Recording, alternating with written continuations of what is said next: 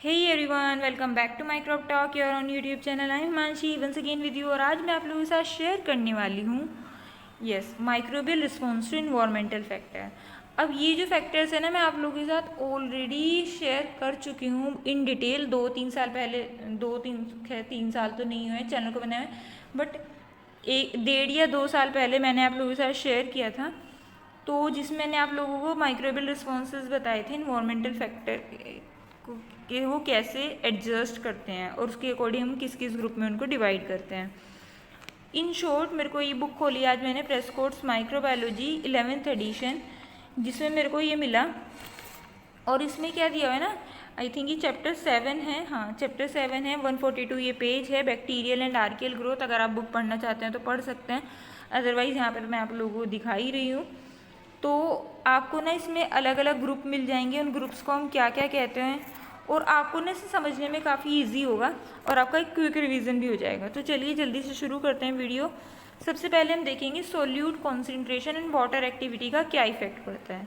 तो इसके अकॉर्डिंग भी 3 कैटेगरी में कैटेगराइज हुए हैं माइक्रो ऑर्गेनिजम्स।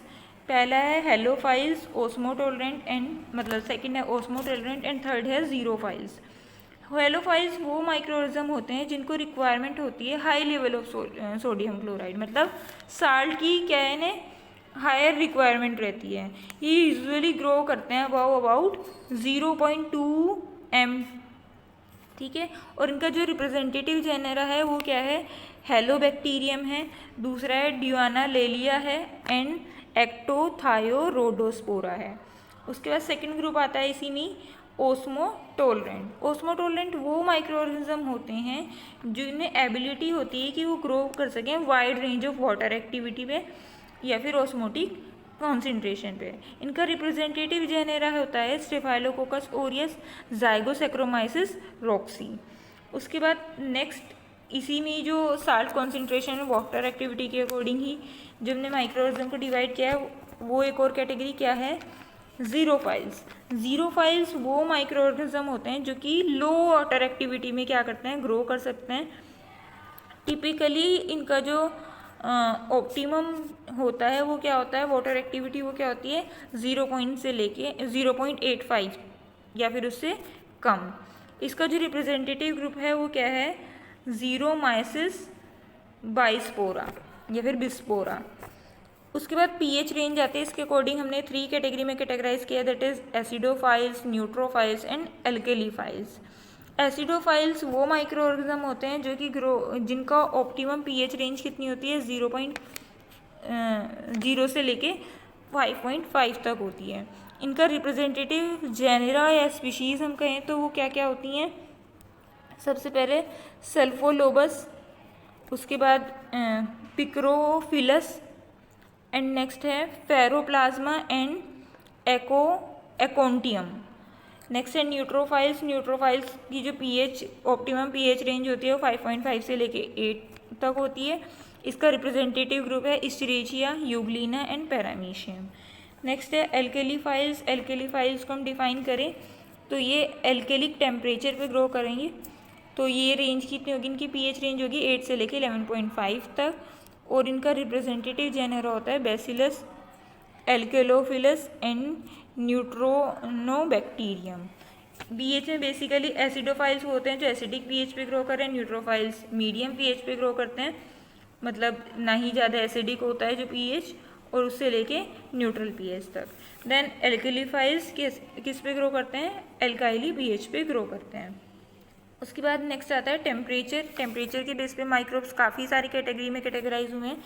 5 कैटेगरीज यहाँ पर दी हैं। पहला है psychrophiles, then psychrotolerant and mesophiles and thermophiles and last है हाइपर थर्मोफाइल्स। तो साइक्रोफाइल्स जो होते हैं ये ग्रो करते हैं 0 डिग्री सेंटीग्रेड पर, बट इनकी जो ऑप्टिमम टेम्परेचर रेंज में कहूँ तो क्या होती है वो 15 डिग्री सेंटीग्रेड या उससे कम होती है। इसका रिप्रेजेंटेटिव जेनेरा है एंड स्पीशीज़ है बेसिलस, साइक्रोफिलस एंड क्लेमाइडोमोनास निवेलिस। उसके बाद साइक्रोटोलरेंट में क्या आता है, जो कि ग्रो करते हैं 0 से लेके 7 डिग्री सेंटीग्रेड तक, और इनका ऑप्टिमम टेम्परेचर क्या होता है ग्रोथ का 20 से लेके 30 डिग्री सेंटीग्रेड तक। और मैक्सिमम ये कहाँ तक जा सकता है 35 डिग्री सेंटीग्रेड तक, बट लोअर पे ये ज़्यादा फेवरेबली ग्रो करते हैं।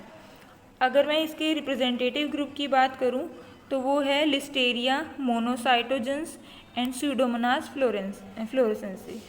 उसके बाद नेक्स्ट ग्रुप आता है मीज़ोफाइल्स। ये ऑप्टिमम टेम्परेचर 20 से 45 होते हैं। ये मैक्सिममली आप लोग अपनी लैब में जो ग्रो कराते हैं ना बैक्टीरिया, वो यही होते हैं स्टूडेंट्स जो मैक्सिमम ग्रो कराते हैं, जैसे कि ई कोलाई हो गया, ट्राइकोमोनास वेजिनलिस हो गया, ये सब इसके एग्जाम्पल हैं। उसके बाद नेक्स्ट है थर्मोफाइल्स। थर्मोफाइल्स ग्रो कर सकते हैं 55 डिग्री सेंटीग्रेड पर भी, और ऑप्टिमम टेम्परेचर इनका क्या होता है 55 से ज़्यादा 65 तक। इसका रिप्रेजेंटेटिव ग्रुप है जियोबैसिलस स्ट्रेटोथर्मोफिलस। उसके बाद थर्मस एक्वेटिकस, साइनेडियम कार्डेरियम। उसके बाद नेक्स्ट जो ग्रुप है वो है हाइपरथर्मोफाइल। हाइपरथर्मोफाइल ऑप्टिमम रेंज इनका होता है 85 डिग्री सेंटीग्रेड, और अबाउट 113 डिग्री सेंटीग्रेड पर भी ये क्या कर सकते हैं ग्रो कर सकते हैं। और इनका जो रिप्रेजेंटेटिव ग्रुप होता है वो है सल्फोलोबस, देन है पायरोकोकस एंड पायरोडिक्टम। उसके बाद ऑक्सीजन कॉन्सेंट्रेशन का देखते हैं क्या इफेक्ट पड़ेगा। ऑक्सीजन कॉन्सेंट्रेशन के हिसाब से हम क्या कर सकते हैं, 5 कैटेगरी में ही हमने कैटेगराइज किया है माइक्रोब्स को, that is obligate aerobe, facultative aerobe, arrow tolerant anaerobe, या फिर ओब्लिगेट एनारोब, या फिर माइक्रो एरोफाइल्स।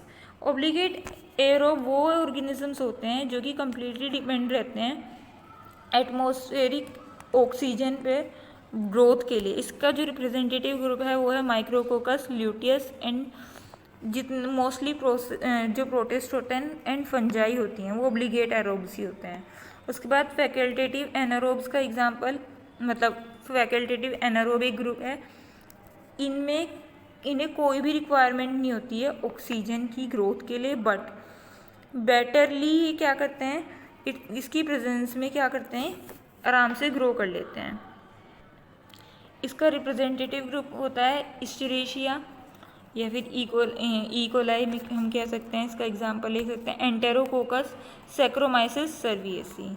उसके बाद एरो टॉलरेंट एनारोब्स आते हैं, ये ग्रो करते हैं वेल इन द प्रेजेंस या फिर एब्सेंस ऑफ ऑक्सीजन, मतलब ये ऑक्सीजन को टॉलरेट कर सकते हैं लेकिन उसकी एब्सेंस में भी क्या कर सकते हैं ग्रो कर सकते हैं, ठीक है। उसके बाद इसका जो एग्जाम्पल है वो है स्ट्रेप्टोकोकस पायरोजेंस। देन आता है ग्रुप ओब्लिगेट एनारोब, इन्हें कोई नीड नहीं होती है ऑक्सीजन की, बल्कि अगर इन्हें ऑक्सीजन दे दी जाए तो ये क्या होंगे इसकी प्रेजेंस में डाई हो जाते हैं, ठीक है। इसके एग्जांपल है क्लोस्टेरिडियम, बैक्टीरियोइड्स होता है, और मेथेनोथर्मोबैक्टर। उसके बाद नेक्स्ट ग्रुप है माइक्रो एरोफाइल्स। माइक्रो एरोफिल्स वो माइक्रो ऑर्गेनिज्म होते हैं जिनको ऑक्सीजन की ना रिक्वायरमेंट तो होती है, ठीक है, लेकिन बहुत लो लेवल पे होती है, मतलब 2 से लेकर 10% तक ये ग्रोथ शो करेंगे। बट अगर ज़्यादा बढ़ जाती है, ठीक है, 20% तक पहुंच जाती है, तो क्या होता है इनकी सेल्स जो होती हैं वो डैमेज हो जाती हैं। इसके एग्जाम्पल हैं यहाँ पर कंपाइलोबैक्टर, स्पाइरलम वोल्यूटेंस एंड ट्रेपोनेमा पैलिडम। उसके बाद प्रेशर का क्या इफेक्ट पड़ता है, तो प्रेशर के अकॉर्डिंगली हम माइक्रोऑर्गेनिज्म को क्या कहते हैं पीजोफाइल्स या फिर बैरोफाइल। ये जो माइक्रोऑर्गेनिज्म हैं ये ग्रोथ शो करते हैं ज़्यादा रैपिडली हाई हाइड्रोस्टैटिक प्रेशर पे। इसके एग्जांपल है फोटोबैक्टीरियम, प्रोफंडम, एंड नेक्स्ट एग्जांपल है इसका शिवेनेला बेंथिका। उसके बाद नेक्स्ट है रेडिएशन का क्या इफेक्ट पड़ता है, तो रेडिएशन के अकॉर्डिंग रेडिएशन रेजिस्टेंट भी होते हैं कुछ माइक्रो ऑर्गेनिजम्स जो कि सर्वाइव कर सकते हैं। देखिए मैक्सिमम क्या होगा, अगर हाई प्रेशर या रेडिएशन होता है तो माइक्रो ऑर्गेनिज्म की जो सेल्स होती हैं वो डैमेज हो जाती हैं। बट जो मैंने पीएसओ5 यानी कि बैरोफाइल्स का आपको एग्जांपल दिया था, ये हम कह सकते हैं ना एक्सेप्शनल माइक्रो ऑर्गेनिज्म है या फिर small group of micro organism है जो हाई टेम्परेचर या हाई प्रेशर पर या फिर हाई रेडिएशन पर भी क्या कर पा रहा है खुद को की ग्रोथ दिखा पा रहा है। तो हम रेडिएशन पर थे, रेडिएशन रेजिस्टेंट भी होते हैं बहुत सारे माइक्रो ऑर्गेनिज्म जिसमें ये क्या कर सकते हैं high dose of gamma radiation पे भी क्या कर सकते हैं सर्वाइव कर सकते हैं। इसके एग्जाम्पल है डाइनोकोकस, रेडियो ड्यूरेंस एंड थर्मोकोकस गामा टोलरेंस।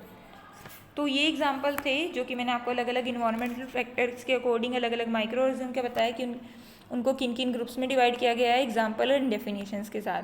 सो आज के लिए इतना ही, मिलते हैं नेक्स्ट वीडियो में। आई होप ये क्विक सा रिवीजन आपके लिए काफ़ी हेल्पफुल रहेगा। मिलते हैं नेक्स्ट वीडियो में। Thanks for watching.